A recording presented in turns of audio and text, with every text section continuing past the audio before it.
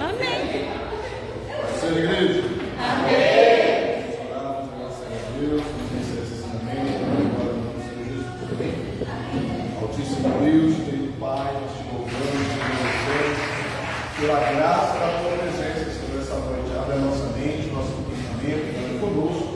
Confio na vitória, Senhor, sobre a nossa vida, que esse aprendizado, Senhor, nesse dia, ele possa ficar gravado não só na nossa mente, nos nossos corações, mas que nós possamos colocar em prática, Senhor, tudo aquilo que chegou, colocar diante dos nossos olhos, nós possamos, Senhor, fazer, materializar diante da nossa vida o ensinamento, para a honra e glória do teu nome. Nós te pedimos e te agradecemos, em nome de Jesus. Amém? Amém. Graças a Deus. Vamos lá, a gente tem que falar um pouco mais alto. O microfone aqui. Vamos lá. Estamos aí no capítulo 3.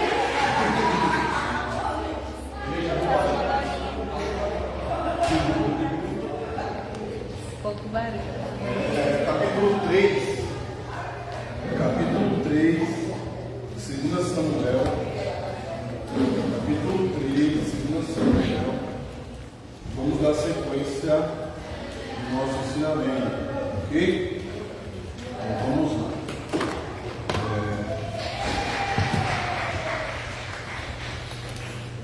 Como começa o capítulo 3? E houve uma longa guerra entre a casa de Saul e a casa de Davi. Porém, a casa de Davi ia fortalecendo, mas os da casa de Saul iam-se enfraquecendo. 2 Samuel, capítulo de número 3. O que isso quer dizer? Aquele famoso explica.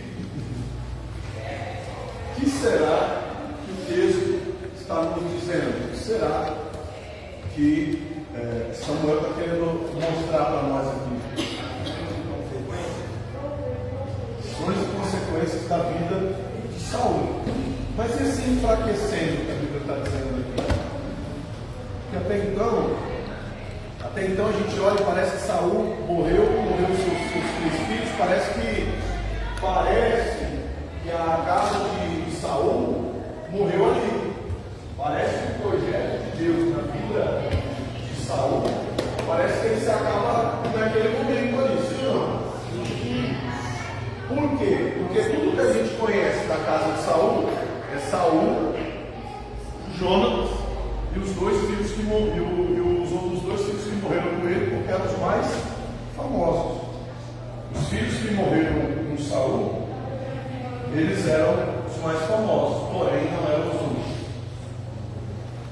É uma coisa que passa despercebido diante dos nossos olhos. Porque tudo que a gente conhece, tudo que a gente conhece acerca de Saul e seus filhos, a gente vê morrer no versículo que nós lemos. Sim ou não? Que até então é Saul, Jonatas e os seus outros 2 filhos que morreram, a saber, Abinadab e Malquissua, como que, são os mais famosos, mas não são os únicos. Então, a casa de Saul, ela estava ainda de pé. Tinha sucessor para o trono. Tanto que quando Saul morre, está lá, ele vai lá e levanta outro filho de Saul, é Esbocete. O Esbocete é apresentado como rei. Abner levanta e fala: está aqui um descendente de Saul e ele vai reinar sobre Israel, que era o correto até que ela se fazia. Certo? O próprio Abner, ele era da parentela de Saul. O próprio Abner, para quem não sabe, era primo de Saul.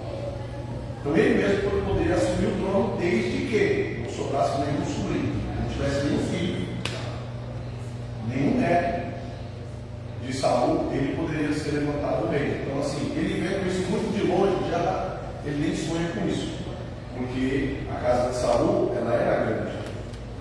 Mas o que o texto está dizendo aqui é que Deus está fazendo da casa de Davi maior do que a casa de Saul, não só em massa, não só em potência, não só em pessoas, mas o povo agora está adotando Davi como rei.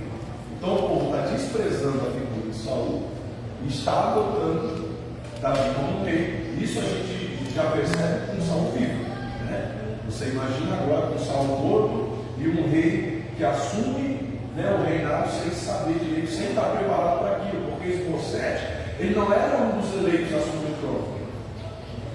Porque quem era um dos mais prováveis a assumir o trono são aqueles que viviam na guerra lá do pai. Já tinha uma figura política, vamos dizer assim. Não era o mais velho que... Sim, mas dentro dessa perspectiva aqui, ele não tinha habilidades para assumir o reinado. Ok? Então, assim, é a mesma coisa de eu colocar uma pessoa que não pode atirar, não tem habilidade nenhuma de tiro, como chefe da polícia. Né? Ninguém pode. Como é que você vai treinar alguém naquilo que você não tem habilidade? Né? Então, Abinadab e Malquissua, que já eram bons de espada, já eram homens de guerra, já eram generais, na verdade, de batalha lá do pai. Tinham se esvaído, então agora Isbosete como o mais velho dos descendentes, assim, aí agora ele é o cara, né? Por quê? Ele é um dos mais velhos, entre aqueles que sobraram, os que sobraram estão no mesmo pacote que ele, também não estavam muita coisa de guerra, não estavam preparados para aquele momento, até porque não se imaginava que ia acontecer tão cedo uma desgraça daquela como veio a acontecer. Ok?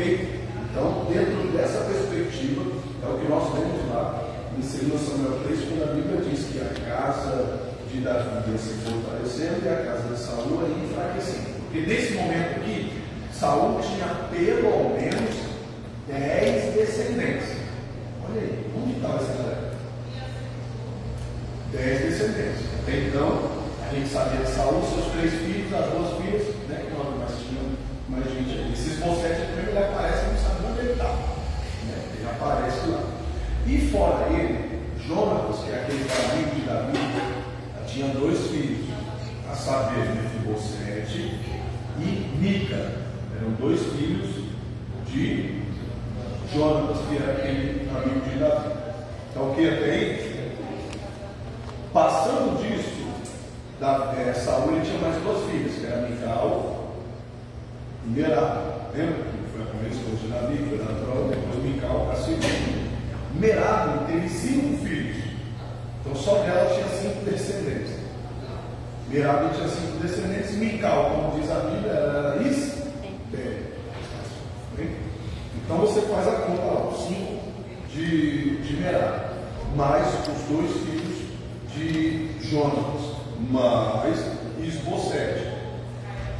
Não passasse disso, ainda tinha a outra esposa de Saul, Rispa, né? Que também tinha 2 filhos, ok? Que era Arnone e também Mefibosete. Ela também tinha um filho por nome de Mefibosete. Por isso que lá na frente, você vai ver a Bíblia falando de Mefibosete, não é não é o mesmo que nós vamos conhecer ele daqui a pouco aí, certo? É o filho de Rispa. Que aí a gente olha assim e pensa que a Bíblia está fora, né? Que a história volta. Não, mas é outra pessoa.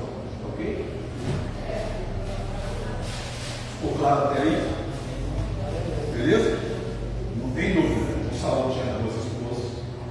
Uma, ele teve toda essa porção de filhos. 1, 2, 3, 4, 5, 6 filhos, contando as 2 moças. Ok? 4 rapazes e 2 moças.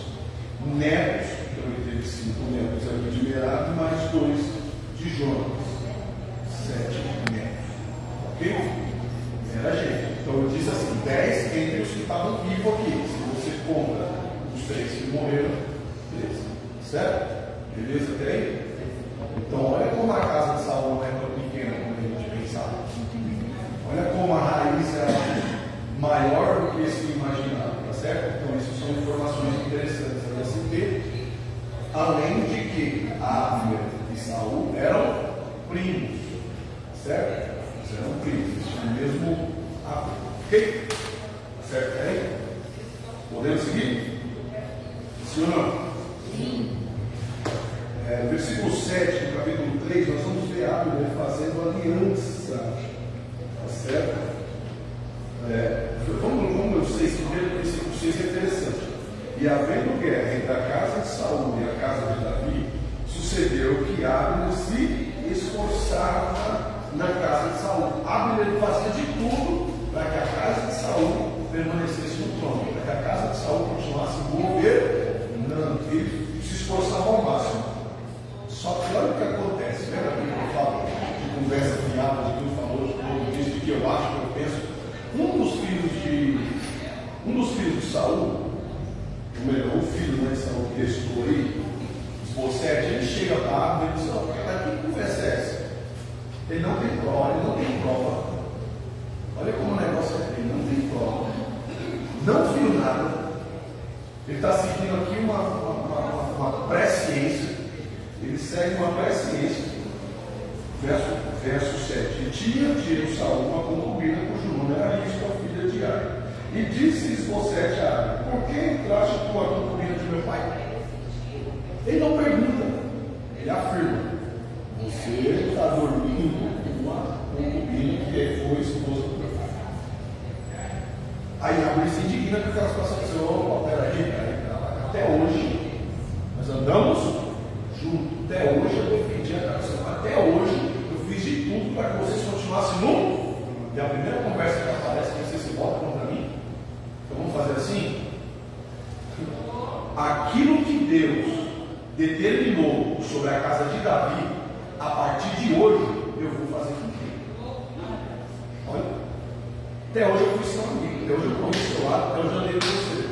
Mas você duvidou do meu caráter, você duvidou da minha pessoa, você duvidou de que realmente eu fui fiel ao plano do seu pai. Então faz assim: você me jogou no novo time, você me colocou contra você. Então a partir de hoje, se aquilo que foi profetizado veio de Deus, vai se cumprir. Agora eu vou trabalhar para que isso aconteça. Eita! Tudo por conta, olha só. E às vezes a gente se preocupa, né? Quando a gente vê o inimigo se ajuntando, que parece que são muitos, que é o que está acontecendo. Davi, ele está vendo a casa de Saul muito forte. Porque quem disse para nós que a casa de Saul está enfraquecendo aqui é Deus. Mas Davi ainda está olhando a casa de Saul como uma potência, porque Davi tem duas tribos com ele. O descendente de Saul, Esbocete, está com 10 tribos. Então quem é maior? Israel, Esbocete. Só que o que Davi não sabia é que Deus agora está dividindo o inimigo. E você preocupado com os adversários que têm se multiplicado. Os inimigos que têm se levantado. Ou o inimigo tem que se preocupa, não, filho. Do mesmo jeito que multiplica, Deus vai, quebra, Deus divide, Deus enfraquece. Esse é o Deus que você serve. Parece que está maior, parece que está grande, parece que faz medo, mas Deus vai dar uma pancada. Mas divide, ele quebra. E aí daqui a pouco é nada. Porque esse é o Deus a quem nós servimos. Deixa se ajudar. Deixa se ajudar, deixa fazer a armadilha, deixa preparar, deixa acontecer, deixa levantar, deixa estrategiar a sua falência, não tem problema, deixa preparar tudo. Depois eu vou lá e ficar certo, mostra aqui, porque Deus, o Deus que nós servimos, Ele é fiel. Você sabe o que isso quer dizer? Fiel. Quer dizer que por mais que você pense que Ele não está, Ele está. Por mais que você pense que Ele não venha, Ele vem. Por mais que você ache que Ele não vai chegar, Ele chega. Eita glória! É verdade. As irmãs de Lázaro souberam bem disso. Senhor, se o Senhor tivesse vindo antes, o que ela está dizendo aqui? Se o Senhor fosse fiel mesmo, se eu fosse amigo dele de verdade, que nem o Senhor disse que é, eu não tinha atrasado. É isso que ela está dizendo. Jesus não é bom. É isso que ela está dizendo. Se você amasse Ele de verdade, você teria vindo antes. Se você se importasse realmente com Lázaro, o Senhor tinha vindo na hora que a gente tinha. É isso que ela está dizendo, Jesus. O evangelista aqui passa meio que um pano, o negócio não ficar tão feio, mas é isso que ela está dizendo. É só ler, está lá. Viu como que muda toda a perspectiva, né, do texto? Né? Aí Jesus faz o quê? Você precisa conhecer a fidelidade de Deus. Você precisa crer mais na palavra de Deus. Olha,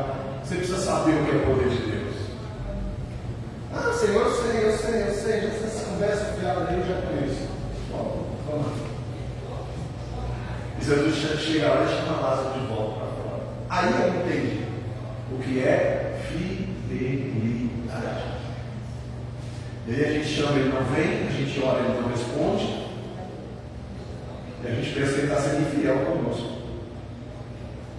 Senhor, mas eu sou teu servo, Senhor, mas eu sou fiel, Senhor, mas eu oro, Senhor, mas eu não falto uma campanha, não falto nada. Senhor, eu me esforço, e o Senhor não chega, e o Senhor não vem, e o Senhor não está vendo, e Deus está dizendo para você assim, ó, você precisa aprender a conhecer a minha fidelidade. Aleluia! Olha, eu não ando segundo a perspectiva dos homens, eu não faço segundo o querer dos homens, mas eu chego na hora certa, eu acho no momento certo, eu faço o que tem que fazer, quando tem que fazer. As coisas acontecem quando tem que acontecer. Certo? Abner, ele já tinha sido preparado para ajudar Davi, mas ele não sabia disso. Aí chega um momento que Deus vai e faz ele. Porque quando eu mando, é o inimigo que tem que obedecer. Quando eu mando, o diabo tem que trabalhar no nosso favor. Não, não sei como o diabo é. Então manda. Ele tem que fazer tudo, acabou, não interessa de onde vem, nem quem vai fazer. O importante é quem vai ser abençoado no final. Glória a Deus. Aleluia. E às vezes o Senhor quer abençoar a gente até rejeita. Não, Deus me livre. Vamos lá. Deus é aquele que honra, Deus é aquele que abençoa, Deus é aquele que faz. Você crê nisso? Glória a Deus. Agora, Abner, ele vai e manda um recado para Davi, dizendo, olha, Davi, eu preciso ter uma reunião com você. Eu, no lugar de Davi, ia dizer assim, ó, Luquinha, você quer falar comigo? É nunca, tá maluco? Você está aliado com o meu inimigo, você é doido. Mas o homem tinha a visão de Deus. Se ele quisesse guerrear comigo, ele tinha me chamado para uma batalha, ele me chamou para uma conversa. Então, vem com o seu pecado. Pode facilitar.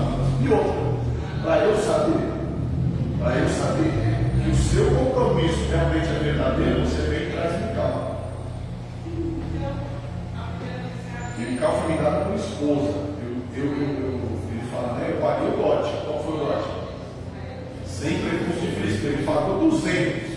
E aí Saul pega ele e dá para casar com outro homem. Aí ele falou, é questão de honra. Eu acho que você não era honra, não era honra. Não, meu amigo. Pediu 100 recursos de frisco. Eu dei 200. O cara me pega, mas não, agora é questão de honra. E aí Abner vai e leva Mical para se encontrar com Davi e tal, conversa com ele. Davi entende realmente uma verdade naquilo que Abner fala, diz assim, nossa aliança está de pé. Falei contigo, ó, é surpresa, é onde Davi confirma a nossa aliança. E diz Davi, bem falei eu contigo a aliança, porém uma coisa eu te peço, que não verás a minha face, se primeiro não me trouxer Mical, filha de Saul. Não fala, entende? Não tem sentimento? Ele não fala só minha esposa, aquela que foi minha filha, não. Eu quero Mical, porque eu paguei por ela. Quando viesse até a minha face.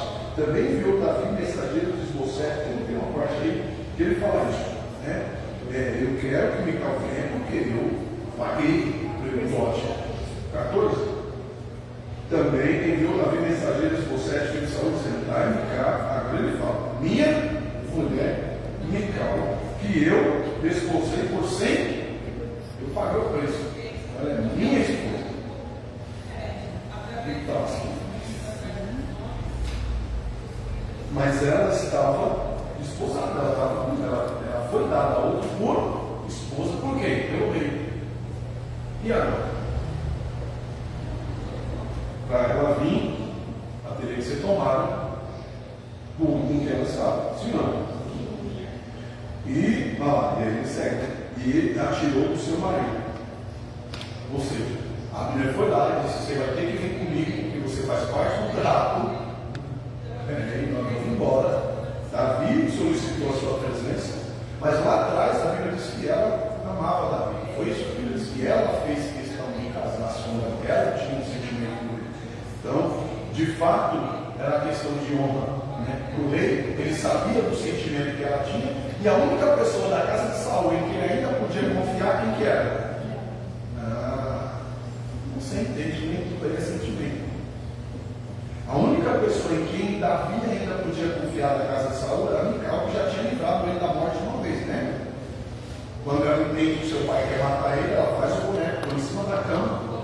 desce ele pela vingou, né? Abusando, né? Onde nasce essas histórias aí? Coisa do Luciano. Ela salva ele descendo ele pela janela. Olha aí. Então Davi diz assim, ó, se tem alguém em que eu posso confiar ainda na casa de Saul, meu amigo Jonatas é morto. É Mical. Então é por isso que ele manda chamar ela.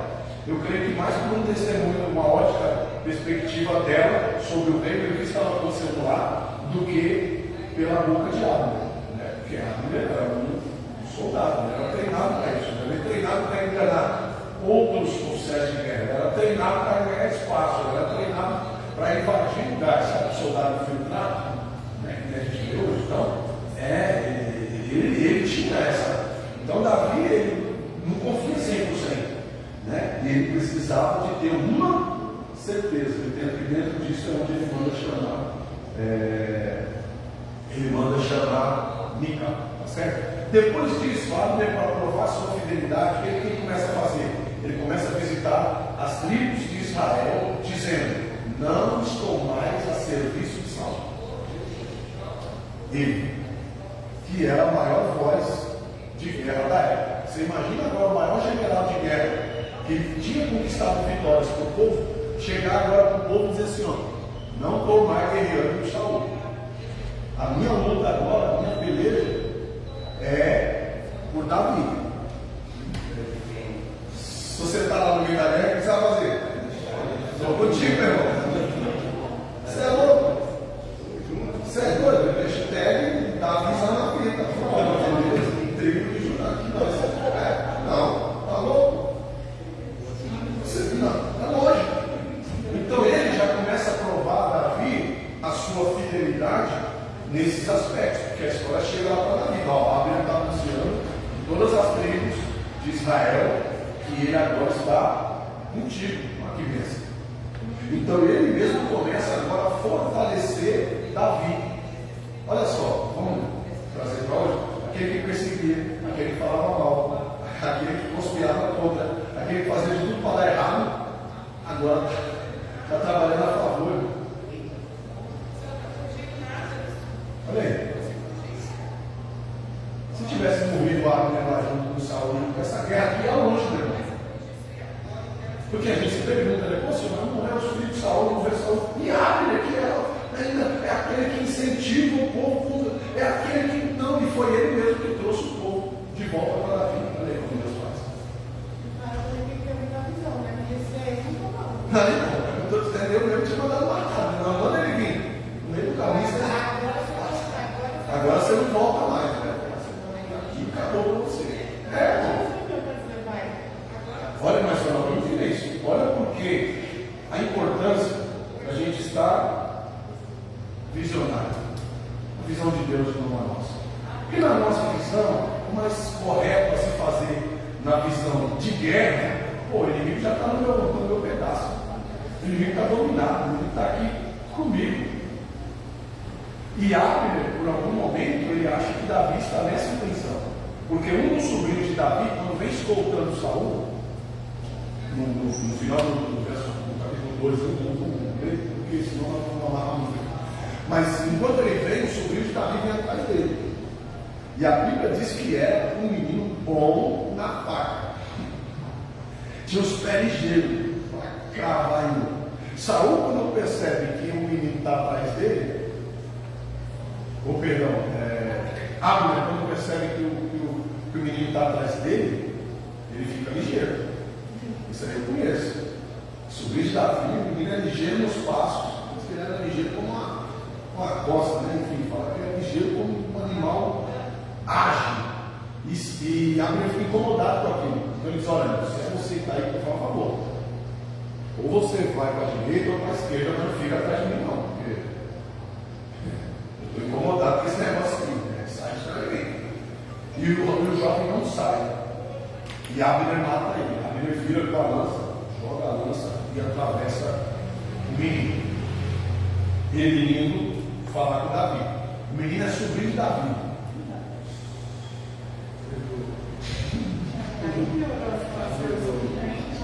Mas Davi estava na visão. Esse é o meu sobrinho. Seu sobrinho ia dar ruim. Mas Davi trata isso de outra. Porque quem mandou o menino fazer alguma coisa com o carro? Quem é o rei? Lá, Davi. Não veio nenhuma ordem de Davi para o menino atacar, para o menino fazer. Era só para escoltar, não era para ameaçar, não era para criar nenhum tipo de constrangimento, era só para acompanhar Abner, para saber que ele não ia armar nem projetar nada enquanto estivesse ali. Era só para fazer a escolta. Mas o jovem afobado, quem sabe querendo ganhar nome, quem sabe querendo espaço, ele toma a decisão. Abner então o mata, tanto que o irmão dele está presente e não faz nada, porque o tio está hoje, né? Davi está lá esperando o Abner chegar. Mas o menino que boia ali, o seu irmão, está do lado. A Bíblia vai dizer isso para nós depois. O irmão dele está junto com ele. E por que o irmão não faz nada?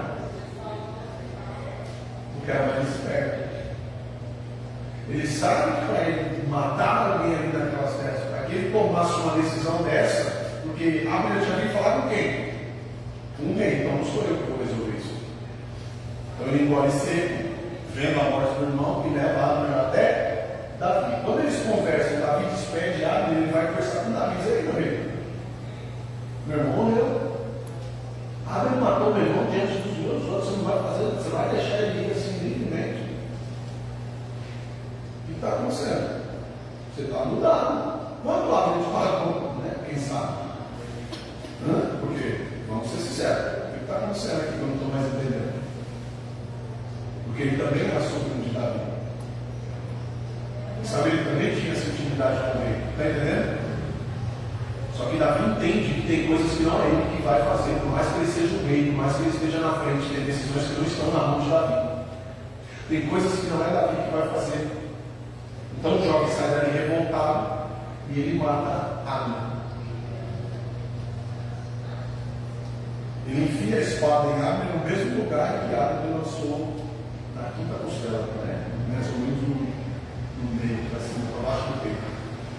Ele enfia a espada no mesmo lugar em que Abner tinha ferido seu irmão. Ele toma essa decisão de o matar, e eu me pergunto por que Deus permitiu então Abner morrer agora. Porque não foi Deus que colocou Abner até aquele momento? Sim ou não? A gente entende que foi Deus que colocou ele. A gente entende que Abner agora está a serviço de Davi. Sim ou não? Por que Deus permitiu ele morrer agora? E não era da vontade de Saul que da vontade de perdão de Davi que ele morresse. Porque Davi mesmo não o matou. E Davi lamenta a sua morte. Davi não lamentou a morte do sobrinho. Por que não? Por que não? Porque está morrendo na rebeldia. Morreu na rebeldia, morreu na desobediência, morreu fazendo algo que ele não foi ordenado a fazer. Então você não vê Davi lamentando a morte do sobrinho, mas você vê Davi lamentando a morte de Abner. E ele amaldiçoa o outro sobrinho ainda, que matou Abner. Depois a gente vai ver isso aqui. Vamos seguir aqui para a gente não se perder muito. Tá certo? Joabe, sobrinho de Davi, mata Abner por vingança do seu irmão Asael. Então Asael é morto por Abner, e depois Joabe, né, sobrinho de Davi, mata Abner. Tá certo? E Davi agora amaldiçoa toda a descendência dos seus sobrinhos. Olha, sua atitude também não foi muito diferente da do seu irmão. Você. Joabe. Chegando por Joabe, verso 23. Chegando por Joabe e todo o exército que vinha com ele, deram aviso a Joabe, dizendo: Abner, filho de Ner, veio ao rei e o despediu e foi em paz. Então aqui ele se indigna e ele vai e tenta, o verso 27. E tomando, pois, Abner Asbron, Joabe tomou a parte, a entrada da porta, para lhe falar desse evento. Ele chama Abner, diz assim: ó, 2 Samuel 3:27. Vem cá, eu preciso conversar um negócio com você. Traímos. Aí ele teve coragem, aquela fita lá no meu irmão. Como é que não vai fazer? Não, ele chama ele como se não tivesse nada a ver com a situação. Eu preciso dar um recado. O rei falou: tem uma coisa que eu preciso falar para você. O Abner vem na inocência e ele crava a espada a falar nesse segredo. E feriu ali pela quinta costela e morreu por causa do sangue de Azael, seu. 2 Samuel 2,23 vai mostrar quando Abner mata Azael, da mesma maneira, que é a história que foi para vocês, ele estava ali atrás e tal, e Saul fere ele. 2 Samuel 2,23. Aqui no 3,27 é a vingança. Tá certo? Isso é uma vingança, sim ou não? É uma vingança mesmo? Mas o que fala lá em Deuteronômio 32, 35? O que fala? Deuteronômio 32, 35.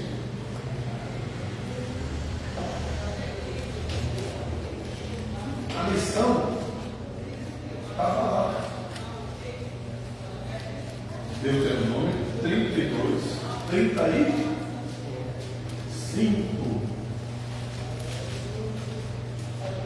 Pode. Minha é a vingança e a recompensa. Alguém que se esmolar e souber que o dia da sua ruína após que as coisas não irão suceder se apressam a chegar. Minha é a vingança e a recompensa. Quem está falando isso? Quem? Deus. Então Deus está dizendo que quem é que vinga? Ele. Então aqui o Joabe não passa só por cima. Ele não passa só por cima da voz de Davi. Ele não passa só por cima da autoridade de Abner, que era um grande general de guerra. E quem era ele para ferir o general? E ele sabia que não tinha condições de tal. Tanto que ele mata ele de forma traiçoeira. Não é na guerra, não é no mano a mano. Não caiu com a espada aí, nós vamos resolver aquela parada. Não, ele vai, porque ele sabe que ele não tinha condições bélicas, ele não tinha condições de batalha para vencer Abner. Ele sabe disso, por isso que ele mata Abner de uma forma traiçoeira. Então aqui ele passa por cima da autoridade de Davi, ele passa por cima da autoridade de Abner, porque é uma autoridade constituída por Deus. Olha aí. E principalmente por cima da ordenança do próprio Deus. Aí está a resposta. Por que Davi não mata Abner por causa da morte do seu sobrinho? Por que Davi lamenta a morte de Abner da maneira que foi? Porque era honroso para o general de batalha morrer no meio da guerra. Era honra. Agora sim, covardemente, na mão de um Zé Ninguém, vamos dizer assim. Era a pior maneira para um general de guerra morrer, era uma circunstância dessa. Então Davi ele lamenta aquela situação, dizendo: olha, a vida não merecia essa vergonha.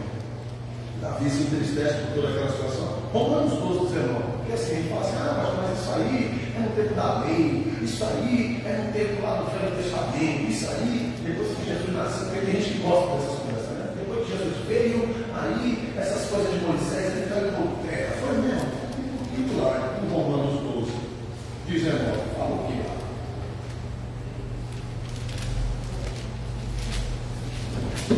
Achou para mulher. Não vos vingueis a vós mesmos, amados, mas dai lugar à ira, porque está escrito: minha é a vingança, eu recompensarei. O que é isso aqui? Ele está reafirmando. Isso aqui, o conceito está sendo revalidado, como se a lei tivesse peso 2 agora, porque era no Velho Testamento, mas agora está no Novo. Minha é a vingança e também a recompensa. Romanos, quem escreveu isso aqui? Foi Paulo, mas Paulo não era discípulo de Jesus. Paulo não pegou 100% da missão. Paulo pode ser que, beleza, João 5, 29. Esse aqui andou com Jesus, isso não? Sim. Então vamos lá. Esse aqui então tem mais autoridade para falar do que Moisés, do que Paulo. Eita glória. As conexões bíblicas são as melhores. Né? João 5, 29. Os que fizerem bem sairão para a ressurreição da vida. Os que fizerem mal para a ressurreição da condenação. Eita. Por quê? O Senhor Jesus ele instruiu a gente, ensinou a gente assim: quem crê será salvo. E quem não crê? Será condenado? Não. A Bíblia diz que já está. Outro dia eu estava conversando com alguém e falou assim, vai para o inferno. Você falou, não, não pode mandar ninguém, eu não estou mandando, não, a pessoa já está lá. Ela só não sabe. Se não está com Jesus, se não está salvo, já está condenado. Quem está falando isso? Jesus. O que Jesus está dizendo? Já está no inferno, irmão. Não é um pé, não, são os dois. Está com um pé no inferno, está com os dois pés no inferno. Está a serviço de Satanás. Já está condenado, já está no inferno. O inferno é uma condição, é uma situação, é um lugar onde a pessoa decide estar. Porque eu estou em Deus, dentro da vontade de Deus, vivendo o espaço de Deus, ou dentro da vontade do diabo. Quem está dentro da vontade do diabo já está condenado, já está no inferno. Agora, o sofrimento eterno é outra coisa, irmão. É como se a casa pegasse fogo, entendeu? O lugar já existe. Vai falar. Vi um depoimento que ontem, vi um depoimento de uma irmã que tem conhecimento, né, em religião lá, e ela disse que ela viu Satanás carregar algumas pessoas que eram desobedientes e rebeldes. E ele carregava essas pessoas como um troféu, como um brinde. Sim. Mas a pessoa que conseguiu matar alguém, pelo nome de Jesus, por declarar um obreiro, um pastor, essa pessoa sabe mais ainda no corpo dela. Ela falou que via Satanás sentado no corpo dela. Mas isso é bíblico. Isso é bíblico. Porque o versículo fala exatamente essas palavras que você está me dizendo. Antes fala isso. E essa é a recompensa. Aqueles que retrocedem, aqueles que voltam atrás. Aqueles que o próprio Deus repulsa eles. E se Deus jogou para fora, só tem dois lugares para trás. Está na mão de Deus, está na mão de Deus. Tem outro. Entendeu? Então a gente fala, às vezes, não, mas é caminho, você não faz isso. Não pode mandar, não manda não, filho, já está lá, é bíblico, já está condenado. E aí o Senhor está dizendo, Deus vai chamar para prestar conta, é isso que João está dizendo. Aqueles que virão para ser salvos e também aqueles que irão para a condenação e não é que eles já não estão em condenação, eles já estão condenados. Mas a sentença deles agora será igual aquela pessoa que está presa, aguardando o quê? O julgamento. Aí vem diante do julgamento, o cara acha assim, ó, vou ficar aqui 2 anos e vou embora. Aí chega diante do juiz e o juiz fala assim, ó, prisão perpétua. Não sai mais. Entendeu? Essa é a condenação eterna. Não quer dizer que a pessoa não está em condenação, não está presa ao diabo hoje. Ela já está presa ao diabo. Só que a sentença dela ainda não foi deferida. O juiz ainda não bateu o mar. Então a pessoa fica dizendo assim, na hora que eu quiser sair, eu saio. Na hora que eu quiser parar de beber, eu paro. Na hora que eu quiser parar de fumar, eu fumo. Na hora que eu quiser parar de falar mal da vida, eu paro. Na hora que eu quiser ser obediente aos ensinamentos, né, eu sou. Quando eu quiser, eu consigo. Aí vem a sentença do juiz, dizendo assim, agora quem não quer você sou eu. Agora eu não te conheço. Agora eu não te quero dentro da minha casa. Agora as portas para você estão fechadas. Acabou. A sentença foi dada. Ele está no Novo Testamento. Jesus Cristo, discípulo de Jesus.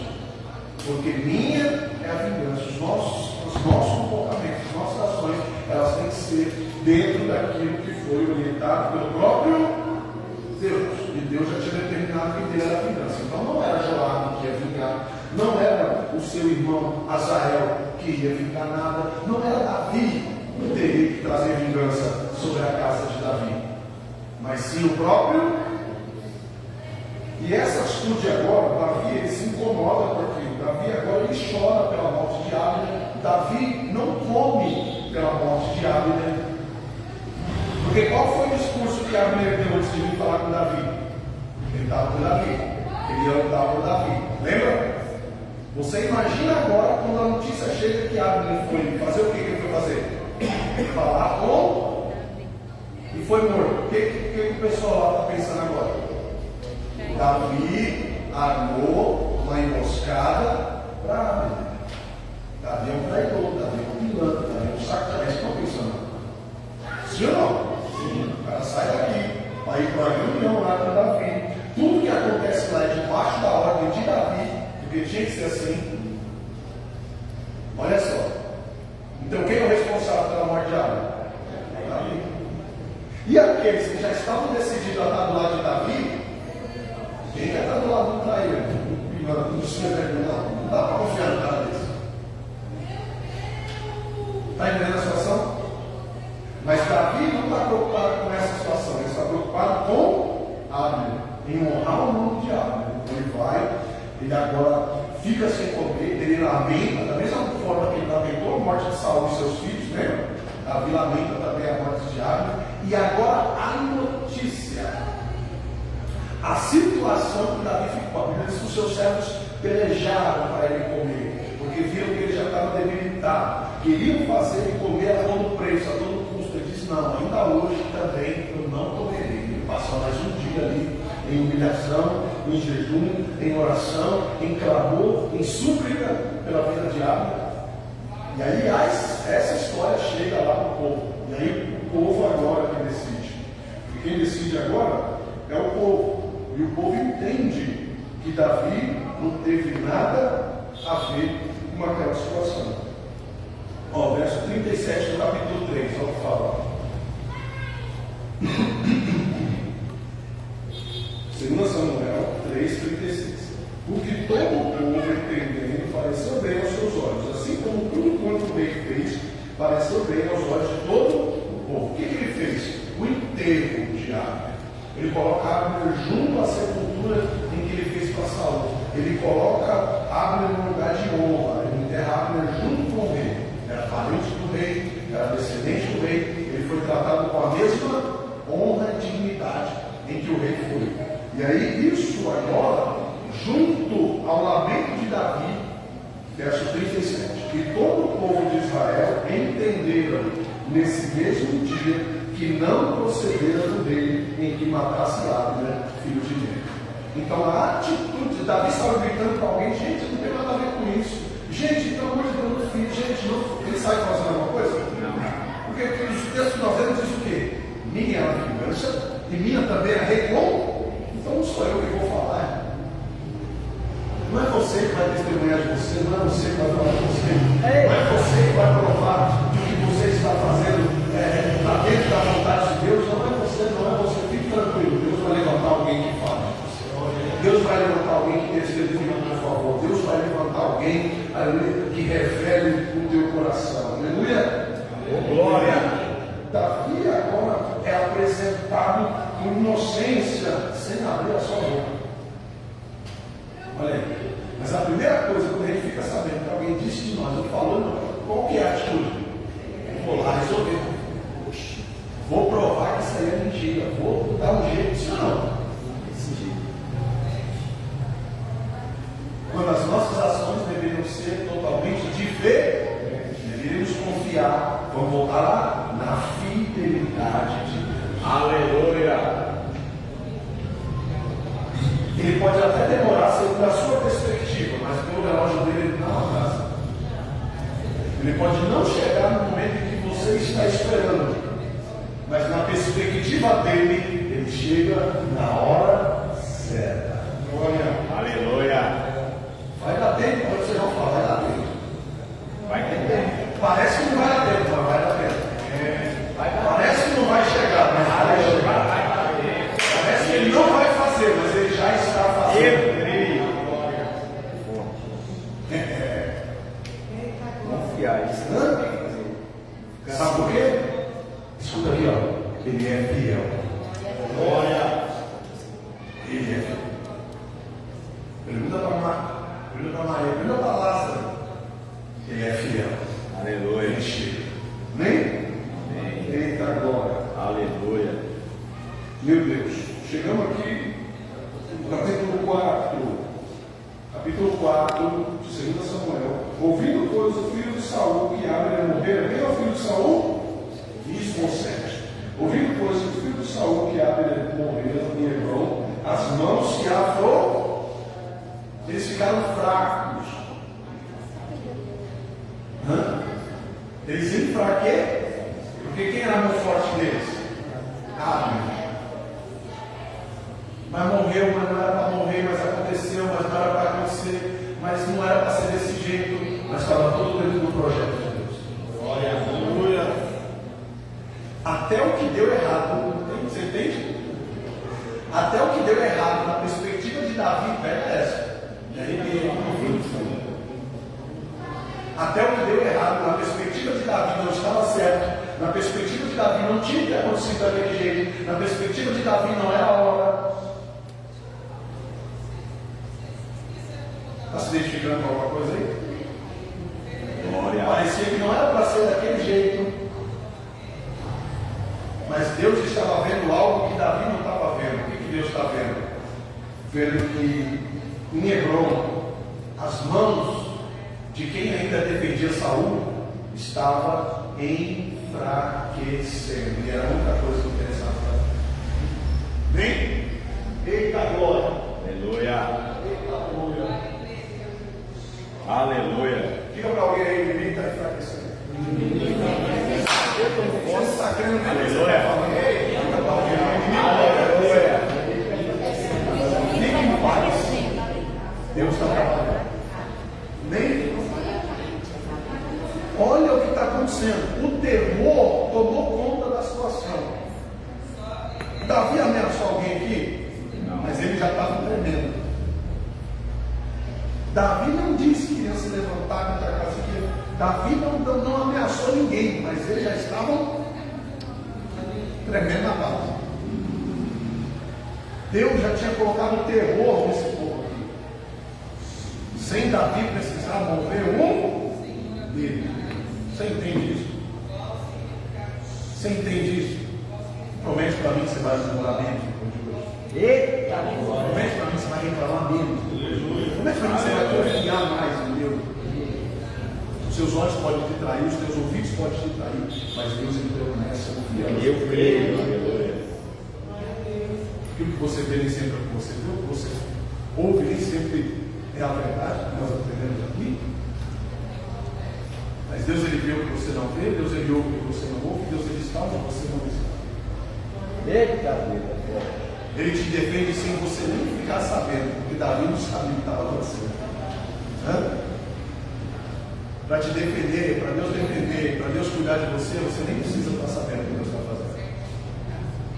Pelo fato da gente não saber e não ouvir o que Deus está fazendo, a gente pensa que Ele não está fazendo nada, mas Ele está fazendo. Eu creio. Parece que Ele não está, mas Ele está. Parece que Ele não está junto com Davi, mas Ele está trabalhando em favor de Davi. Davi não sabe que Deus está trabalhando em favor dele, mas Deus está trabalhando. Aleluia.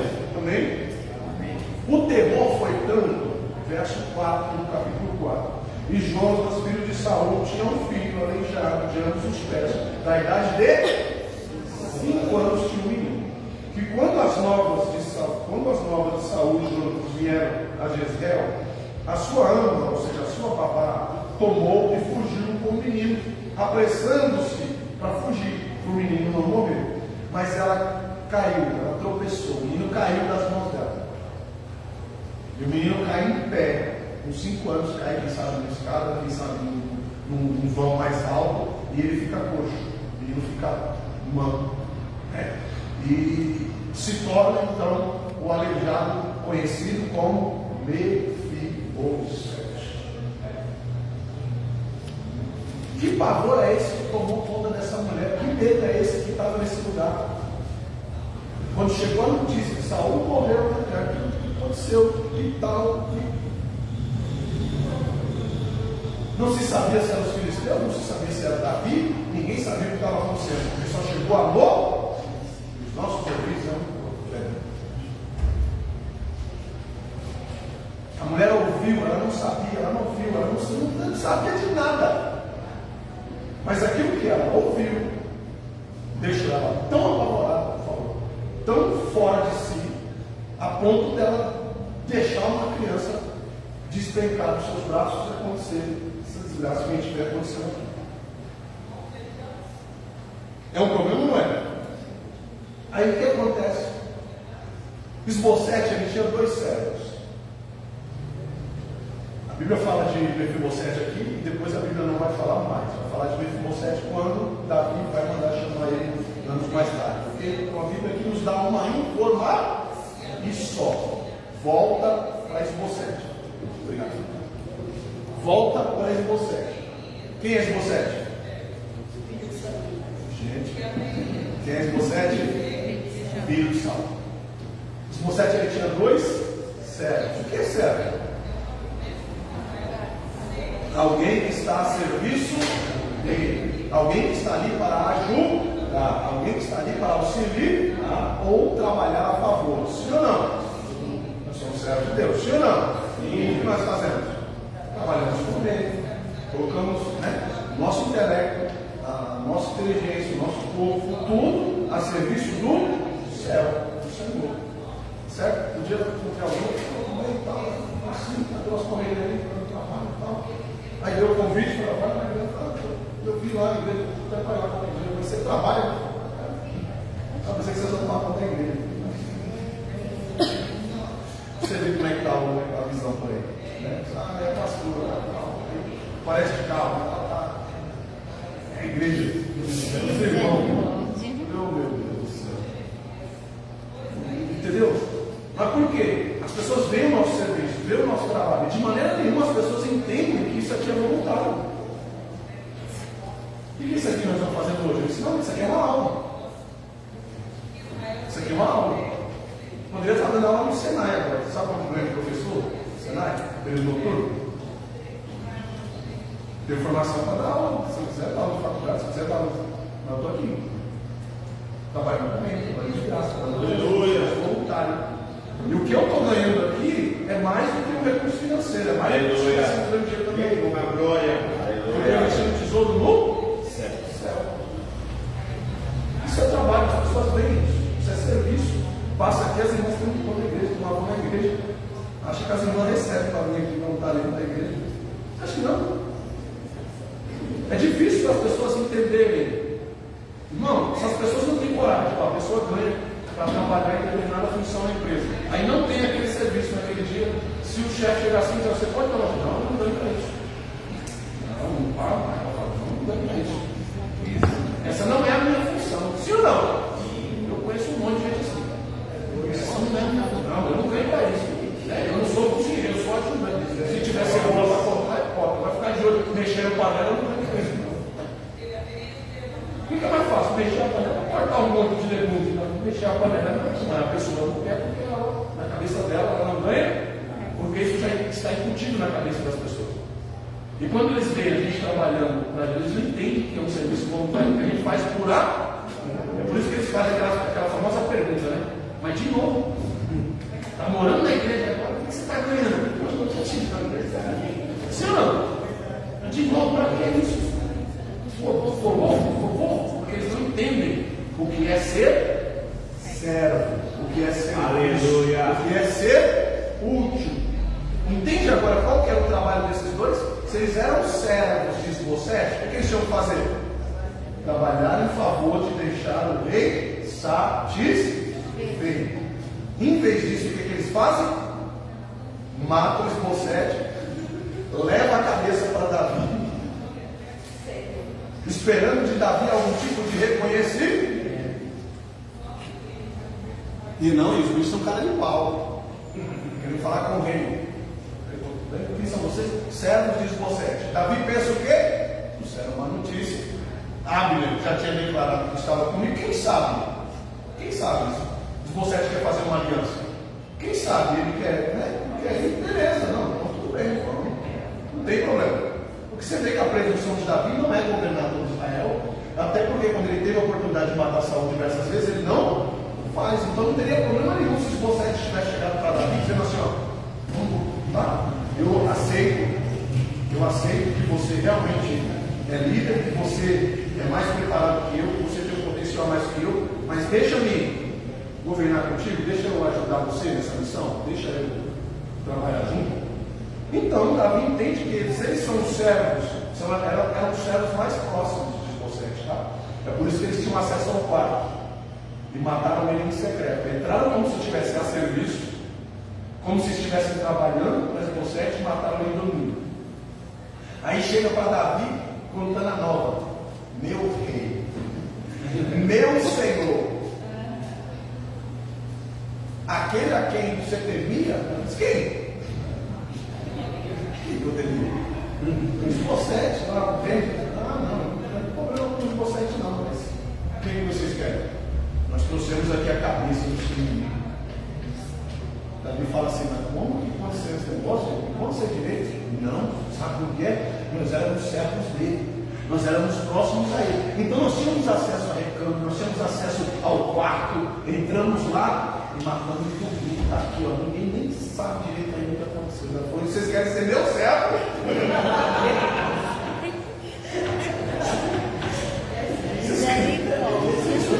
Vocês estão me chamando de Senhor?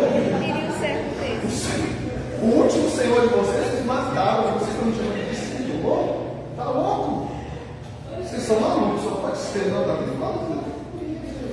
Vocês são doidos, não é possível, não.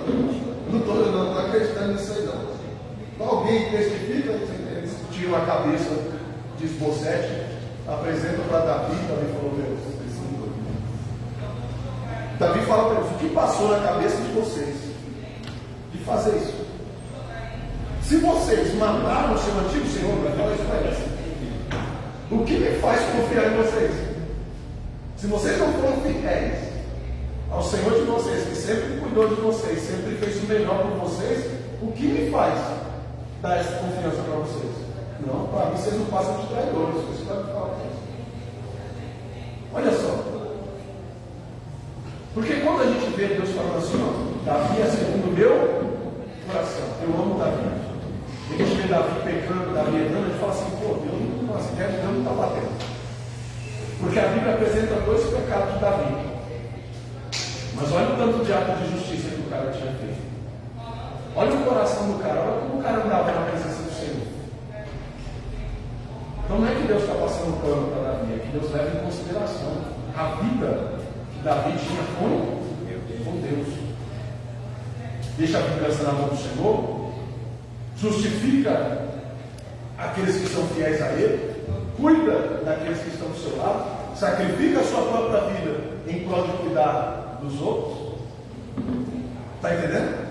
Mas como fica mais fácil entender o amor de Deus por Davi, quando a gente entende todo o contexto?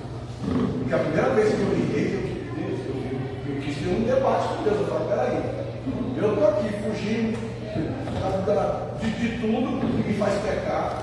Eu estou aqui orando pelos meus inimigos. Eu estou aqui orando por aqueles que me perseguem. Eu estou aqui tentando andar na linha. Esse cara cometeu um homicídio, um adultério, o senhor não matou ele? Não, está errado, isso aí eu vou rasgar a vida agora. Fiquei indignado, quando eu vi lá que Davi, ele não matou ele, eu falei: não, está errado. Falei: não, peraí. Falei: não, se eu olhar para o lado meio estranho, Deus já me corrige. O cara cometeu um adultério, um homicídio. Deus diz que o cara desse é segundo o coração. Não, está errado. Não, fala a verdade. Mas porque a gente não conhece a história. A gente conhecia as histórias sobre Davi, mas não conhecemos o caráter de Davi. Não conhecemos quem é Davi. Ouvimos falar de Davi, mas até então nós não o conhecíamos. É por isso que nós tínhamos esse tipo de pensamento. Mas agora aqui, o caráter de Davi está sendo revelado. Sim, não? E as irmãs aqui não gostam de Davi, né? As irmãs vão dizer: não, Davi de um homem, mas imagina que Deus queria com um homem desse, que só passava besteira na cabeça de Davi, mano. A cabeça do homem estava presa todo o tempo, toda hora, a cabeça do homem estava para ser entregue à morte, trabalhando em serviço dos outros. Mas aí volta aqui, né? A gente só enxerga o que a gente quer ver. E a nossa visão precisa ser alargada, principalmente acerca da palavra de. Olha o tanto de informação, porque isso aqui não é que isso aqui é novo. Quem aqui não tinha lido ainda essa ensinação? Todos nós já tínhamos visto. Quantas e quantas vezes? E a maioria dessas informações aqui nós não tínhamos. Porque nós deixamos passar. Porque nós só vimos aquilo que queríamos ver, ou os nossos olhos bateram em cima daquilo que nós já tínhamos ouvido alguém pregar a esse respeito. Então, quando a gente abre aqui, a nossa visão já vai dentro da perspectiva que nós já ouvimos ou já vemos. Tá ok? Então, a partir de hoje, a nossa visão aqui está sendo lá Gada para um. Glória a Deus. Eu ia falar para você, Paulo. Eu levantar o dedo.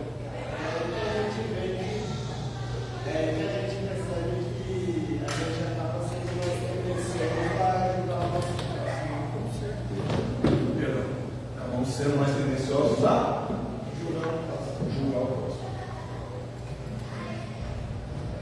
Primeiro, Davi poderia ter sido morto por aquele boato que foi levantado lá, que ele matou lá. Ele ter sido morto por aquilo. Um cara desse quer reinar sobre nós, um cara traído, um cara levou o nosso general de guerra para lá e o matou. Se essas 10 tribos aqui se revoltam e invadem Judá, acabou Davi, acabou tudo. Mas Deus estava a serviço da vida de Davi, por quê? Porque Davi estava a serviço de Deus. E quando a gente fala assim que Deus estava a serviço de alguém, talvez alguém se escandalize. Não, é como que Deus, sim, irmão, Deus não tem problema nenhum em trabalhar para alguém que está trabalhando para ele. Meu Deus. O nosso Deus é tão grande, é tão poderoso. Isaías fala isso, né? Isaías 64 me fala isso. Nunca se ouviu Deus além desse Deus nosso. Que trabalhe para aquele que nele espera. O que isso quer dizer? Deus não tem problema em trabalhar para aquele que tem paciência de esperar o agir de Deus. Vou repetir. Deus não tem problema em trabalhar para alguém que tenha paciência de esperar o agir dele. E Davi aprendeu isso. É por isso que ele fala para nós assim no Salmo 37. Deleita, descansa, espera. Da glória. Salmo 23. O Senhor é o meu pastor. A professora vai dizer o seguinte, hoje não teria escrito e se escreveu. Sim, sim. Jamais. Não tem nada novo. Tem revelações que, né? É o que eu falei, acho que foi no último ensinamento que eu falei isso, né? Sobre a sabedoria de Salomão. A gente vê, né? Lê Eclesiastes, né? Vai falar, nossa, que menino sábio. Você vai lá nos Salmos, está tudo lá. Ele pega as melhores partes, né? As 10 mais, e ele reescreve. Dizendo, essa missão aqui eu aprendi. Isso aqui eu aprendi. Teve Isso referência. aqui Deus me mostrou. Através de quem? De Davi, do seu pai. Então a instrução, porque a gente fala assim, que sabedoria que Deus deu então para Salomão? De obedecer, porque a instrução ele já tinha. Salomão ele tinha a instrução, ele tinha a receita, mas ele não tinha um modo de preparo, ele não sabia como fazer. Ele tinha a informação, mas a receita dele só tinha os ingredientes. Ele não tinha um modo de preparo, ele não sabia como fazer. A sabedoria que Deus deu para ele, saber usar as informações que ele já tinha. Por isso que não adianta ter sabedoria, não ter inteligência para usar ela. Ó, pega essa. Você já tem tudo que você precisa para realizar o sonho que Deus te deu. Já está nas tuas mãos tudo que você precisa para a glória de Deus ser realizada através da sua vida. Eu Você creio. vai precisar é saber aguardar o tempo e o momento para a promessa se cumprir. Aleluia. Realizada na sua vida. Eita glória! Eita glória! Aleluia! Pelas atitudes de Davi, agora todo Israel estão em suas mãos. Capítulo 5. Então todas as tribos de Israel vieram lá. Olha como que mudou o encontro. Eles poderiam ter se revoltado, achando que Davi era um traidor, achando que Davi tinha feito uma emboscada da árvore, mas eles entenderam que não procedeu do rei. Lembra que nós lemos lá no capítulo 3? Que não procedeu de Davi, 3:37, né? A Bíblia diz que não procedeu, eles entenderam que não foi da parte de Davi aquela traição. No capítulo 5, a visita é outra. Em vez de eles invadirem Judá para querer matar Davi, para querer arrancar a cabeça de Davi como um traidor, o que eles fazem? Eles vêm até Davi e dizem, você tem que ser o nosso rei. Aleluia. Tinha outros descendentes ainda da casa de Saul? Tinha. Mas eles são simplesmente esquecidos. Quantos descendentes tinha nós vimos lá? Vivos, 10. Menos um, Esbozete, que foi morto pelos seus servos, 9. 9 descendentes. Fora, Abner tinha morrido e o outro irmão que Abner tinha. Então a gente volta para os 9. Perdão, pelos 10. 10 descendentes. Simplesmente riscados. E você está preocupado com o tamanho da fila. Aleluia. Você está preocupado com aqueles que foram na sua viagem. Meu Deus. Sabe de nada, vocês. Quantos tinham na frente? 10. Mas Deus falou assim: ó, a sua hora é agora. Não tem mais ninguém na sua frente. Ele te chama lá de trás de nós aqui para frente, porque esse é o Deus que nós servimos. Eita glória. Eita glória. Você ainda vai continuar preocupado com o tamanho da fila? Você ainda vai continuar preocupado quando chegar na sua frente? Você ainda vai continuar realmente preocupado com o que está acontecendo agora? O Deus que você serve é o Deus de ontem, de hoje, de hoje. Aleluia. Ele governa, ele manda e ele determina antes que os homens saibam o que fazer. Aleluia. Então, agora eles chegam para Davi e eles se colocam, aleluia, como servos de Davi. Olha o que eles chegam a dizer para Davi: nós somos os seus ossos e a sua carne. O que eles estão dizendo aqui? O que você decidir fazer, nós faremos. Aonde você quiser ir, nós iremos. O que você determinar, você não estará sozinho. Essa é a vontade de Deus para a igreja. A gente grita em todo mundo. Esse é o sentimento. Não é só o grito de aquela emoção. Não somos, não. Esse é o sentimento. Se tocar no Mão Paulo eu vou sentir, se tocar no Diego eu vou sentir. Aleluia. Se tocar no eu vou sentir. Mexeu. Porque somos uma carne, somos um corpo, somos um só. Aleluia. Eita glória, igreja. Entendeu por que Satanás trabalha para dividir o negócio? Tentar arrancar os lados sem passar. Dividir para cá, dividir para lá. Não concorda aqui, não concorda lá, não. Entendeu? Mas quando estamos dentro de uma ótica e perspectiva de Deus, a gente consegue atingir esse sentimento. Isso aqui é um sentimento, irmãos. Estou aqui falando da boca para fora. Isso aqui é um sentimento. Isso aqui não é só um grito de guerra. Isso aqui é um sentimento. Somos os seus ossos e a tua carne. Ninguém toca em você se primeiro não tocar em nós. Ninguém mexe com você se primeiro não mexer na gente. Aleluia. E agora de 2 tribos, ele tem 12. Ó, se Davi tivesse tentado fazer, ele não tinha conseguido fazer tal coisa. Se ele tivesse colocado a mão, tinha atrapalhado a gente. Se ele tivesse tentado fazer do jeito dele, tinha dado errado. Porque a gente já viu que do jeito dele tinha tudo para dar errado. Porque primeiro, do jeito de Davi, do nosso jeito, né? O que a gente tinha feito? Matado o ar. Não ia ser nem o sobrinho, ia ser nós mesmo que ia matar. Aí realmente ele seria o culpado, né, de traição. E queríamos se levantar contra ele. Olha só, que nem sempre aquilo que a gente julga certo e acha melhor a se fazer é a melhor escolha e ao ser. Olha como às vezes a gente troca os pés pelas mãos.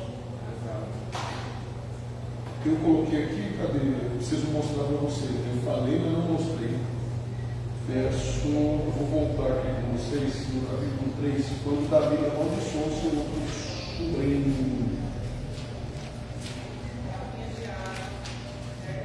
Deixa eu ver. Senhor, meu Deus, cadê?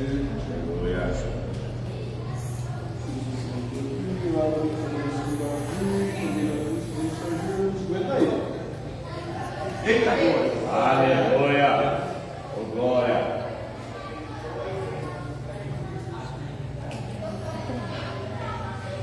Aqui, a partir do verso 27, no capítulo 3. Tornando, pois, a minha igual jurado por boa parte, eu li para vocês que foram de Limar. Verso 28. O que Davi, depois de ouvir, disse: inocentes somos eu e o meu sou inocente dessa causa, eu não te ordenei fazer isso, não partiu de mim essa decisão, tá certo? E o sangue de Abner, sou inocente para com o Senhor, para sempre, do sangue de Abner, filho de Ner. Fique sobre a sua cabeça, sobre a cabeça de Joabe e sobre toda a casa do seu pai, e nunca a casa de Joabe falta quem tenha fluxo, ou seja, quem sangre. E não falte quem seja ferido da família de Joabe, que foi quem tomou a decisão de ferir lá. Isso é um tio falando para o sobrinho. Sua atitude não foi aprovada por mim, você foi reprovado por mim e por Deus. Ele está falando aí. Que Abner era o escolhido do Senhor, foi Deus que fez dele o general da guerra, certo? Então as consequências sejam sobre a sua própria cabeça. Que não falte quem seja ferido sobre a sua casa, nem quem seja leproso, nem quem se atenha ao bordão, que esteja em dívida, né? Nem quem caia a espada, e nem quem necessite de pão. Isso é bom. Todas as pragas que ele lembra, me ensina. Não posso. Mas é aquilo que eu disse, irmão, já está em condenação. Não foi as palavras de Davi, foram as decisões de Joabe. Quem amaldiçoa Joabe de fato não é Davi. Davi só está revelando o que já está para acontecer. Davi só traz a clareza, só traz ao entendimento dele o que ele alcançou com as próprias mãos. A decisão de Joabe trouxe todas essas consequências para ele. E ele estava moscando, vamos dizer assim. Então Davi vem e mostra para ele as consequências daquela atitude. Você podia simplesmente enterrar os seus irmãos e deixar a vingança enterrar o seu irmão e deixar a vingança com Deus. A parte mais difícil ele já tinha vencido. Por que ele não avança em Abner na hora que Abner matou o seu irmão? Talvez ali ele estaria dentro do seu direito, como irmão, alguém que quisesse defender. Talvez ali ele estaria no seu direito. Mas ele tem toda a frieza para passar por aquele momento. E aqui para nós, a parte mais difícil de controlar a emoção é na hora que acontece, depois é mais fácil. Se conseguiu segurar até aqui, segura mais um pouquinho. Se conseguiu controlar até agora, controla mais um pouquinho. Eita Deus! Se conseguiu até agora, você consegue um pouco mais. Seja forte, seja graçoso, ser fiel. Porque vai valer a pena. Está entendendo? Mas não, é a decisão que ele toma atrai todas essas coisas para a sua. Joabe, pois, é seu irmão, matou Abner por ter morto Azael, seu irmão, na peleja em Gibeon. Ok? Então, você tinha só comentado, né? Mas agora você sabe aí onde está escrito. Então, Davi amaldiçoou o seu próprio sobrinho por não ter conseguido ser obediente, por não ser submisso. É por isso que Satanás trabalha tanto, irmão, no campo da rebeldia, no campo da insubmissão. Ninguém manda ninguém, que coisa de grupo coisa nenhuma, que regente de grupo coisa nenhuma, que pastor coisa nenhuma, que ninguém manda na minha vida. Que igreja não tem nada a ver com o que eu faço. Eu só sou responsável pela igreja pelo que eu faço dentro da igreja. Não, irmão, todas as nossas ações, tudo que a gente faz, nós somos responsáveis pelas nossas atitudes, e tudo influencia, tudo tem a ver com tudo, porque nós somos servos de Deus o tempo todo, não só quando estamos com o microfone na mão dentro da igreja, tá certo? Por isso que nós temos que tomar cuidado e fugir da rebeldia e da insubmissão e aprender a ser um corpo só na presença do Senhor, humildes e obedientes aos ensinamentos do Senhor sobre a nossa vida. Amém? Volto lá para o capítulo 5. Eita, meu Deus, já está certo. Bem? Alguma pergunta até aqui? O negócio aperta, né? Desce meio parado, mas seco, mas vai. Vamos lá que desce. A gente precisa aprender a nos enquadrarmos no modelo que já está instituído por Deus. Não é para mim, não é para você, é para todos nós. já foi determinado, já foi instituído. Deus já falou como é que nós temos que fazer, como é que nós temos que comportar. As informações nós já temos. O que a gente precisa então? Sabedoria para colocar em prática. A gente já está aprendido. Certo? Tudo que eu vi aí da Bíblia, principalmente nesse estudo do Deus que passou, foi a obediência dele e ele estava sempre atento à voz de Deus. E por mais que ele errou, o erro dele desceu mais na presença de Deus para colocar em prática aquilo. Mas o principal de tudo que eu vejo o testemunho dele. Sim. O testemunho dele. Que as pessoas fiz tudo errado lá, mas espera aí. Alguém falou para ele, mas ele está consagrando a vida para ele. Chegou na vida de um, que é o mensageiro que eu falo, começa a. E na igreja tem muito isso. Nem viu direito de jogar um negocinho, já falou lá pro outro, mas não tem nada a ver com a história. Em vez de ficar dentro da igreja por dentro, mas da ficar fazendo o quê? Consagrando. O mensageiro levou lá e onde o povo ouviu aqui, mas é verdade, mas mesmo assim nos olheiros para olhar para ver se o vestimento é fundamental. É isso que a igreja precisa ter. Por isso que ao invés de estar preocupado com o que estão falando, a gente tem que se preocupar com o que a gente está fazendo. Exatamente. Como fala isso? Eu não sou responsável pelo que você entende, eu sou responsável pelo que eu falo. Exato. Eu posso falar algo aqui e ser mal interpretado. Não tem problema nenhum. Eu vou responder diante de Deus pelo quê? Pelo que eu falei. Agora, quem ouviu é responsável pelo que ouviu, do jeito que ouviu, da maneira que interpretou. Então está trabalhado com isso. Você vai falar uma coisa aí? Não pode falar se quiser. O olho dele até brigando lá. Amém? Capítulo 5, nós estamos, certo? Versículo 4. Vai dizer que Davi, quando ele começou a reinar sobre Israel, agora de uma maneira branda, pacífica e efetiva, quantos anos ele tinha? 30 anos. Peraí. 30 anos. Quantos anos mais ou menos Davi tinha quando ele foi ungido lá e que Deus falou de fazer dele rei? 17. Menos. 16, 14. 15 menos. Ele tinha entre 14 e 15 anos. Entre 13 e 15 anos.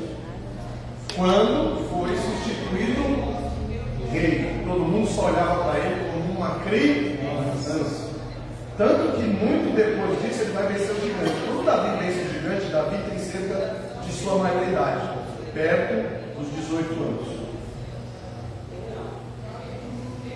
Dos 18, né?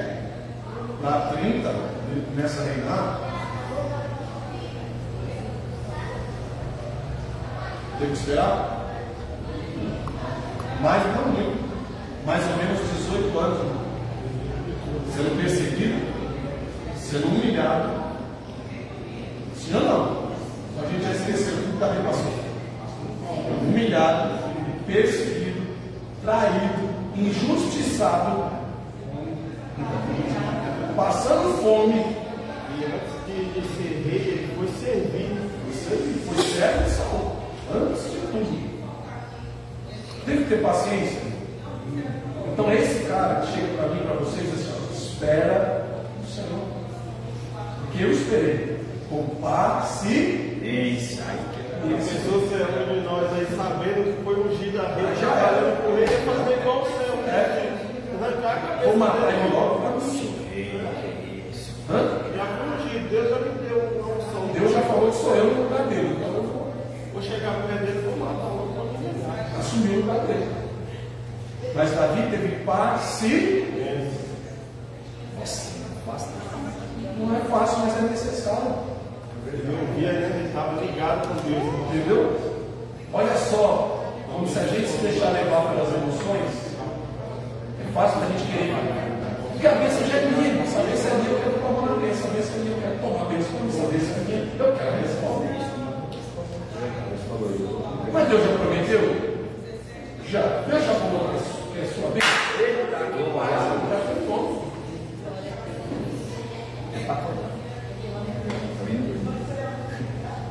Sabe o que mata a gente? Ansiedade. O mal desse século é essa geração não sabe esperar. É por isso que o índice de gente depressivo, ansioso, se suicidando, tem crescido nos últimos tempos, porque essa geração não sabe o que é esperar. Mas faz esperar. Não tem compromisso com muita coisa, só chega atrasado. Eita! E eu não estou falando de culto, não estou falando de compromissos. Não é só eu que estou vendo isso. Não. Com essa geração, eu digo os nossos jovens, eu digo a geração que vem aí com menos de 35 anos aí. Menos de 30 já está. Não sabe esperar. Tem ansiedade, síndromes, medo, tem medo de tudo. Tem medo de vento, tem medo de escuro, tem medo de tudo. Uma lá na chuva de vento, sabe o que a gente fazia? A gente corria para a rua para brincar na chuva, tomar banho de chuva, o vento comendo terra voando, a gente corre na rua. Hoje em dia, estranca tudo, a gente vai dar medo, meu Deus, que misericórdia, a gente está voltando. A gente já viu tempestade melhor que essa. A gente correndo na rua contigo, oxe, nada. A chuva comendo, os raios voando, a gente jogando bola, meia hora.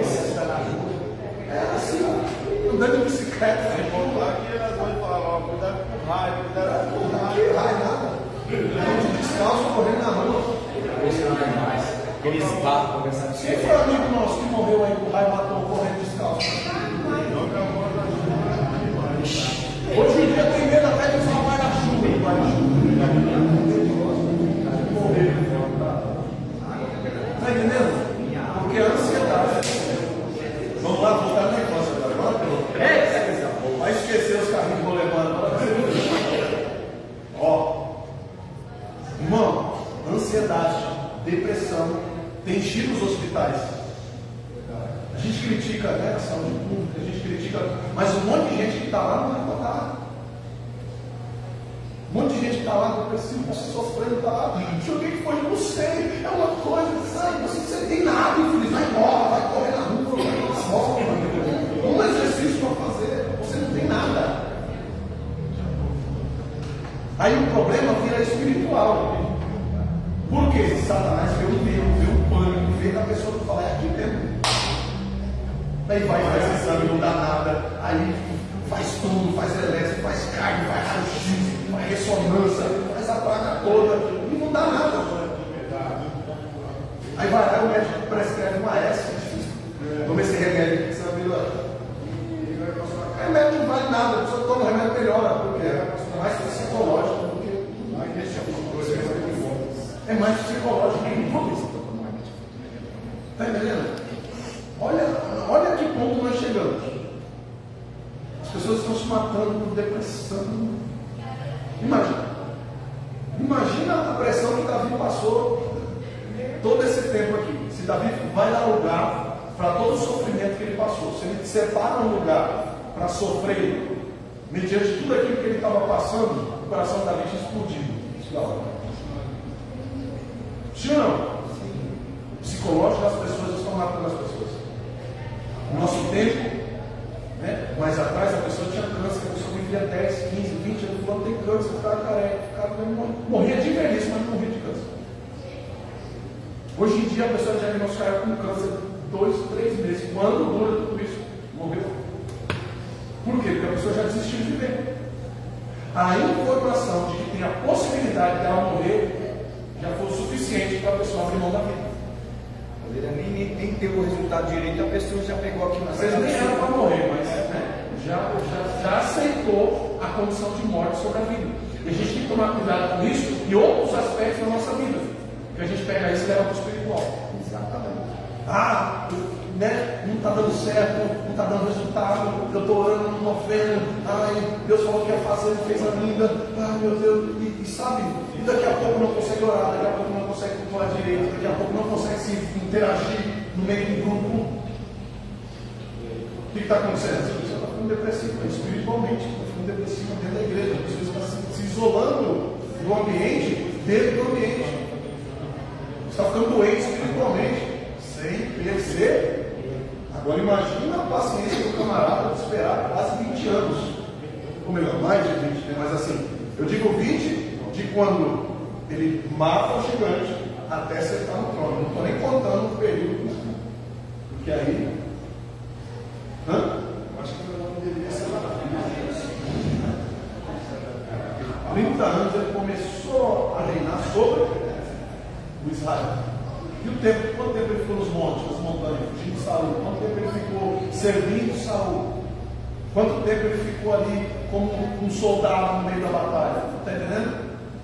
Tenha paciência, a hora vai chegar. Aquele que prometeu, ele é fiel para cumprir. O que começou a boa obra, ele não deixa a obra pela metade. Ele não é homem para que minta, e não é filho do homem para que se arrependa. Olha, você precisa crer nisso. Quem levantou a mão? Fala agora.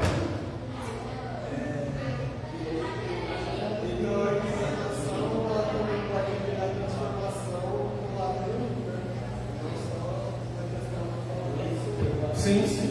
Quando eu digo a informação, ela precisa virar transformação, a informação bíblica, a informação acerca da palavra de Deus. É por isso que a palavra de Deus diz para nós assim, ó, não deis lugar ao diabo. O que é dar lugar? Não, literalmente, o que é dar lugar? Quer dizer, para senta aqui. Vamos trabalhar Como que a pessoa faz isso? Não é só pecando, não é só. É nesse tipo de situação, isso assim mesmo, para mim não dá certo. É só comigo que as coisas não funcionam. Estou dando lugar para o diabo, você senta e tem espaço aqui, se você quiser trabalhar, tem uma vaga para você.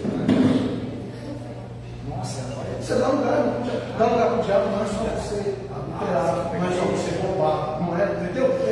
A gente maximiza as coisas. E as coisas pequenas a gente ignora. Que as coisas só dão certo para fulano, só dá certo para ciclano, só dá certo para penetrando. Não dá certo para mim, não. Eu sou servo, sim. É que não chegou ainda o meu tempo, mas quando a minha hora chegar, ninguém vai me parar. Quando o meu momento chegar, quando Deus disser que agora é a hora, eu vou alcançar. Ok? Vamos falar para você. Só para esse comentário, imaginando o trajeto de Davi, agora imagina o tanto de temer dos homens maduros seguindo um menininho de 17, 18, 20 anos. E aí?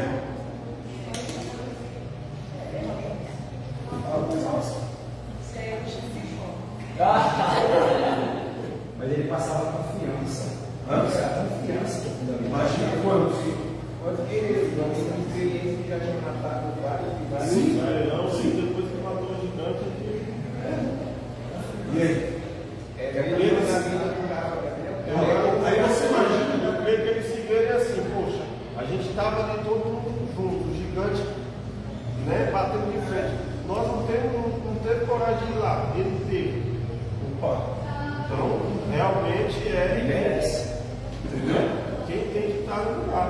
Aí eu vou andar agora por outra perspectiva. No lugar de Davi, depois que venceu o gigante, as mulheres cantando, o povo cantando, nossa, os atos de Davi foram maiores do que os atos de seu irmão. O ego é o pior inimigo do homem. Os elogios. Você imagina só o Davi ter que lidar com isso? Acho que foi mais difícil do que lidar com os inimigos. De depois de ter a aceitação do povo, saber que teria que continuar no anonimato, diminuindo, sabendo que ainda não era a sua hora e nem o seu momento. Nossa. Hoje em dia, quando Deus começa a investir em alguém, a pessoa já quer um cartaz com o nome dela, já quer um outdoor, já quer que alguém filme todas as suas pregações, já quer que sabe. Porque é o meu momento. Mas quem disse que é o meu momento? É Deus que disse que é o meu momento? Se Deus disse que é o meu momento, é o meu momento. Se não foi Deus quem falou que é o meu momento, eu vou continuar no anonimato. É por isso que Davi disse para Saul: eu sou teu servo. Davi podia ter chegado para Davi e dizer: quem é você, rapaz? Eu precisei ir lá vencer o gigante no seu lugar.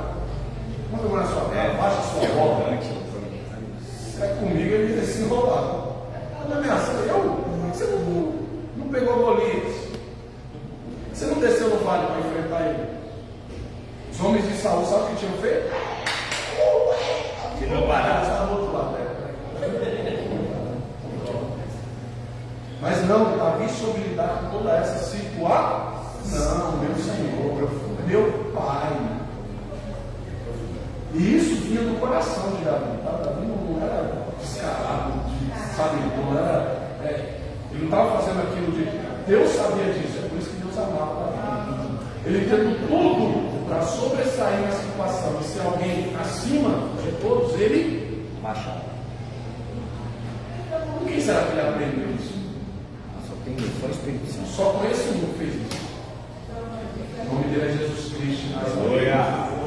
Deus, sendo Deus, não teve por usurpação ser igual a Deus. Antes, aniquilou-se, humilhou-se a si mesmo, largando de lado a sua divindade, para parecer mais com os homens e ser aceito por Deus.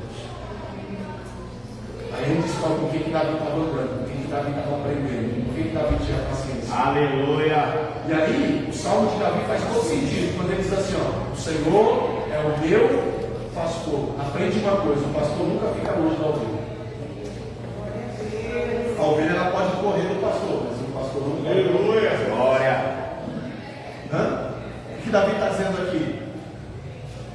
Mas tem intimidade, ele está sempre perto de mim. Isso Davi fala: Deus, as minhas ações, as minhas ações, as minhas atitudes, os meus ações estão todos debaixo do domínio de Cristo. Ele é o meu pastor, eu não faço nada sem a autorização dele. Isso já vem assim. Eita glória. Aleluia. Está entendendo agora os ensinamentos de Davi? Está entendendo agora por que Davi tinha tanta lição para passar para Salomão? Está entendendo agora por que Salomão tinha tanta instrução? Davi tinha quem administrava isso, Davi tinha quem orientava ele, que era o próprio Jesus Cristo ainda. O Espírito Santo não tinha tanta liberdade entre os homens nesse momento. Jesus já tinha, Jesus aparece no fato de Josué, Jesus aparece em tantos outros textos, falando com homens como o anjo do Senhor. O Jesus aqui já está andando com Davi, ó. É por isso que quando o ceguinho, que tinha visão, quando Jesus passa, ele diz assim: Jesus, filho de Davi. Sei que seja. Sei que vocês andavam juntos. Aleluia. Glória. Ouvi os teus, eu entendi, Jesus. Você, Davi, era assim: lembra de mim. Eu quero ter essa amizade. Eu quero ter essa aliança. Eu quero ter essa companhia. Por isso que Jesus olha assim: eu não posso deixar de ser. Aleluia. Jesus olha e fala: eu quero conhecer ele. Ele sabe quem eu sou. Ele sabe onde eu estava. Ele me conhece. Aleluia. Se segue, está enxergando mais do que essa multidão. Aleluia.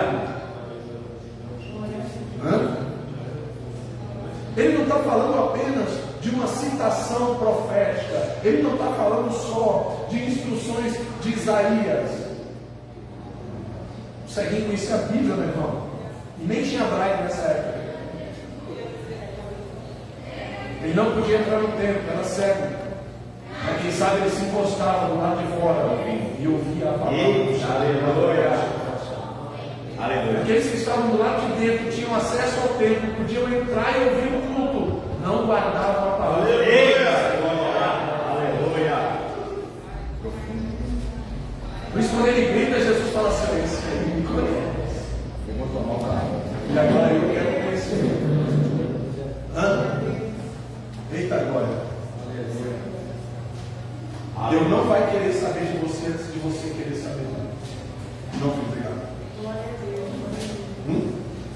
Porque ele diz assim: ó, o que me buscares, acharei.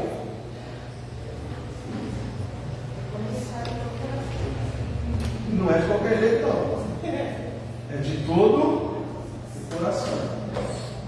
É por isso que tem gente que entra na igreja, fica na igreja, sai da igreja e não tem nenhum envolvimento em Deus. Sua hora você fala: mas não era crente? Não, não era. Mas se fosse, não tinha ficado. Verdade.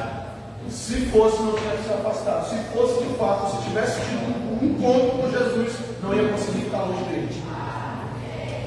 Os 10 leprosos, 9 tiveram contato com a cura, com o milagre. Com Jesus. Esse que teve um encontro com Jesus, pessoal, que aceitou a amizade de Jesus, ele volta depois da cura. Os outros 9 proximidade com Jesus. Então é isso que nós temos que buscar a partir de hoje. Uma amizade. Aleluia, glória a Deus. Duradoura com Deus. Eu não sirvo Ele pelo que Ele me faz, pelo que Ele me oferta, pelo que Ele me traz. Eu sirvo a Ele porque eu tomei a decisão de ser seu servo. Aleluia. Eu sirvo a Ele, independente daquilo que Ele pode me dar ou fazer, mesmo sabendo que se eu tivesse fazendo para outro, eu ganharia muito mais. Porque a oferta do diabo às vezes parece ser muito maior. Qual que era a oferta de Deus para Jesus? Deus tinha prometido o trono para Jesus? Não. Deus tinha prometido para Jesus fazer dele grande, fazer dele Deus? Não. A oferta foi simplesmente de um serviço. Eu deixo você trabalhar para mim, eu deixo você morrer pela humanidade. Se você aceitar esse serviço, você vai ser precioso diante dos meus olhos. Deus falou, já é. Aí veio o diabo. A oferta do diabo é sempre maior. Te dar reinos, tronos, governos, nações. Vou pôr um trono para você do lado do meu trono. Você vai governar comigo. Os homens vão te ver como Deus. O diabo promete fazer de Jesus um Deus. Deus não promete fazer de Jesus um Deus. Mas depois que Jesus prova a obediência a Deus, Deus coloca Jesus ainda num patamar mais elevado do que aquele que Satanás prometeu. Aleluia! Deus não precisa te falar o que Ele vai fazer. Deus não precisa te prometer nada. Porque são dele todas as coisas. Porque por Ele, para Ele são todas as coisas. Quando você conseguir se entregar 100% para Ele, tudo que é dele também será seu. Eita, glória! Não haverá lugares impossíveis para você. Não haverá situações improváveis para você. Não haverá milagre que não possa ser alcançado, se você alcançar primeiro. Por isso que Jesus veio da mesma. Buscai primeiro o reino dos e a sua justiça. E aí sim as demais coisas serão acrescentadas. Bem, eita agora. Uma pergunta? Alguém quer falar alguma coisa? A nossa visão hoje foi alargada. A gente vai sair daqui hoje com a visão entendendo hoje, com o espiritual avançado na presença do Senhor. Porque Deus trouxe grandes coisas para a nossa vida, para os nossos corações nessa noite. Amém? Amém. Glória a Deus. Davi, ele é abençoado com mais filhos. Salmo 127, versículo 4. A gente encerrar aqui. Salmo 127. Depois encerrará a aula. Salmo 127. Eita glória. Estão aí comigo? Eita glória! Salmo 127, verso 3 e 3. E os filhos são a herança do Senhor, e o fruto do seu ventre como galardão. São como flechas na mão do valente.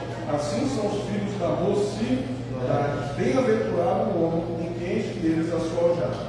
Não serão confundidos quando falarem com os seus inimigos a fora. Daí o versículo que nós lemos, que diz que Saul ia enfraquecendo e Davi ia fortalecendo. Os descendentes de Saul estavam morrendo, estavam minguando, quando os descendentes de Davi estavam se multiplicando. Davi estava crescendo, Davi estava largando, Davi estava tendo filhos. E ninguém melhor, para defender um pai como os filhos, falando agora de filhos dessa época, os filhos de hoje é uma dos pais, pelo que a gente vê por aí. Mas nessa época aqui, não, era melhor ter um filho que uma arma. Porque qual filho que viria ao pai sendo atacado, o pai sendo afligido e ficaria inerte? Então Davi aqui, ele tem mais a segurança do seu lar do que a dos seus soldados. Ele coloca mais o seu coração na sua casa, nos seus filhos, do que no seu grande exército, dizendo, essa é a minha herança, essa é a minha recompensa, mais do que aqueles que me aplaudem, mais do que aqueles que batem palma porque eu faço, mais do que aqueles que decidem ir comigo à guerra, e a glória. Porque os meus filhos são como flechas, mas tem que estar na mão do valente. Se estiver na mão do covarde, também não vale nada. E o Senhor é aquele que faz de nós com a lei. O Senhor é aquele que nos fortalece. O Senhor é aquele que nos enriquece. O Senhor é aquele que nos dá bem. E você não precisa saber, né, o tempo e o momento que essas coisas vão acontecer. O que você precisa saber é que Ele é fiel para cumprir tudo o que Ele prometeu na sua vida. Amém? Glória a Deus. Bendito e santo é o nome. Aleluia! Que essa mesma fidelidade que Davi alcançou de Deus, que essa mesma amizade que Davi alcançou do Senhor, que esse mesmo compromisso que Davi tinha para com Deus, dentro da sua fidelidade, nós também sejamos capazes de alcançar. Amém. Em nome do nosso Senhor Jesus Cristo.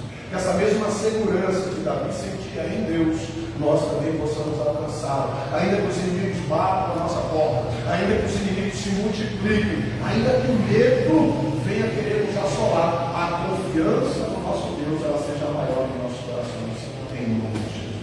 Amém, igreja? Glória a Deus. Glória a Deus.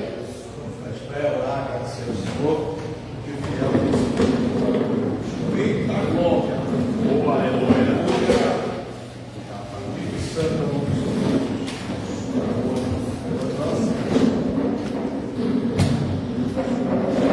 já cuidando bem da situação. Mais obrigado, Senhor, por essas oportunidades, por essas palavras, parabéns, Em nome de Jesus, será receberá e obedecerá.